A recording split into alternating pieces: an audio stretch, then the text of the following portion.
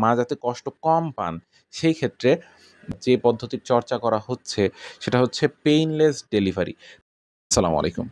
একটা শিশু যখন তার মায়ের গর্ভ থেকে পৃথিবীতে ভূমিষ্ঠ হয় তখন মোটা দাগে ২ টা পদ্ধতির মাধ্যমে সে ভূমিষ্ঠ হতে পারে। ১ নরমাল ভ্যাজাইনাল ডেলিভারি বা নরমাল ডেলিভারি, আর ২ সিজারিয়ান সেকশন। তো নরমাল ডেলিভারির ক্ষেত্রে একজন মা সিভিয়ার পেইন অনুভব করেন। বর্তমান চিকিৎসা ব্যবস্থায়, আধুনিক চিকিৎসা ব্যবস্থায় মা যাতে কষ্ট কম পান সেই ক্ষেত্রে যে পদ্ধতিটা ব্যবহার করা হচ্ছে বা যে পদ্ধতির চর্চা করা হচ্ছে সেটা হচ্ছে পেইনলেস ডেলিভারি। পেইনলেস ডেলিভারির জন্য মূলত অ্যানেস্থেটিক্স বা অবশ করার ওষুধ ব্যবহার করা হয়। তো এখানে প্রশ্ন আসতে পারে যে পেইনলেস ডেলিভারি আর সিজারিয়ান সেকশন কি একই জিনিস কিনা? কারণ সিজারিয়ান সেকশনেও তো অ্যানেস্থেটিক্স ইউজ করা হচ্ছে। এখন এখানে উত্তর হচ্ছে না। কারণ সিজারিয়ান সেকশন এবং পেইনলেস ডেলিভারি প্রসেস ২ টা আলাদা।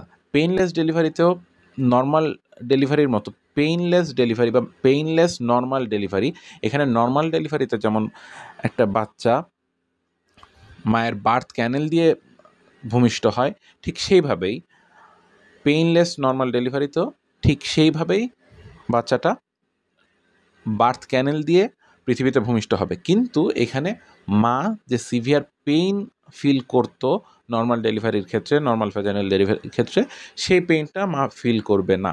এটা কিভাবে করা হয়?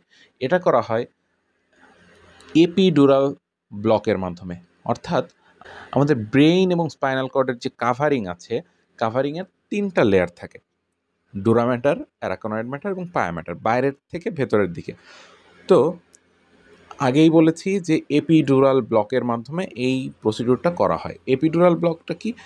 এখানে তার আগে বলে নিই, এপি মানে হচ্ছে সারাউন্ডিংস বা চারপাশ, আর ডুরাল মানে ডুরার চারপাশ। তো যেহেতু ৩ টা লেয়ারের কথা বললাম, ডুরা, অ্যারাকনয়েড এবং পায়া ম্যাটার, তো ডুরা ম্যাটারের চারপাশের যে স্পেসটা থাকে সেই স্পেসে যখন অ্যানেস্থেটিক্স দেওয়া হয়, সেই অ্যানেস্থেটিক্সটা তখন আসলে এটা পেইন পাথওয়েকে ব্লক করে দিচ্ছে। পেইন পাথওয়ে আসলে কি? পেইন পাথওয়ে হচ্ছে আমাদের শরীরে কোনো জায়গায় যদি পেইন স্টিমুলেশন আমরা দিই, পেইনের কোনো স্টিমুলেশন দিই, সেই স্টিমুলেশনটা আমাদের ব্রেইনে যায়। তো ব্রেইন সেই অনুযায়ী হচ্ছে রিঅ্যাক্ট করে। তো আমরা যদি এই যে একটা জায়গা থেকে ব্রেইন পর্যন্ত তথ্য যে যাচ্ছে, এই পাথওয়ে যদি আমরা ব্লক করি বা এই যে পাথওয়েটা, এই পাথওয়েটাকে আমরা বলতেছি পেইন পাথওয়ে। তো এই পাথওয়েটা ব্লক হচ্ছে যখন আমরা এপিডুরাল স্পেসে অ্যানেস্থেটিক্স দিচ্ছি। তো এই প্রসিডিউরে যখন অ্যানেস্থেটিক্স দেওয়া হচ্ছে তখন মূলত পেইন পাথওয়ে ব্লক হওয়ার কারণে ডেলিভারির সময় যে পেইনটা মা অনুভব করত, যে সিভিয়ার পেইন মা অনুভব করত, সেই পেইনটা থেকে মা আসলে মুক্তি পাচ্ছে, যার কারণে এটা পেইনলেস একটা প্রসিডিউর হচ্ছে। এর পরবর্তীতে আসে যে সিজারিয়ান সেকশনেও তো আমরা অ্যানেস্থেটিক্স দিচ্ছি। তো এইটার মধ্যে আর ওইটার মধ্যে পার্থক্য কী? সিজারিয়ান সেকশনের সময় যে অ্যানেস্থেটিক্সটা দেওয়া হয় সেটা যে স্পেসে দেওয়া হয় হচ্ছে মূলত সাব অ্যারাকনয়েড স্পেসে। তো এই ২ টা স্পেসের কারণে মূলত পার্থক্যটা আসে। যখন এপিডুরাল স্পেসে দেওয়া হয় তখন সেটা মূলত শুধুমাত্র পেইন পাথওয়েকে ব্লক করে, মাসেলকে রিল্যাক্স করে না। কিন্তু যখন সাব অ্যারাকনয়েড স্পেসে অ্যানেস্থেটিক্স দেওয়া হয় তখন সেটা পেইন পাথওয়েকেও ব্লক করে এবং মাসেলকেও রিল্যাক্স করে।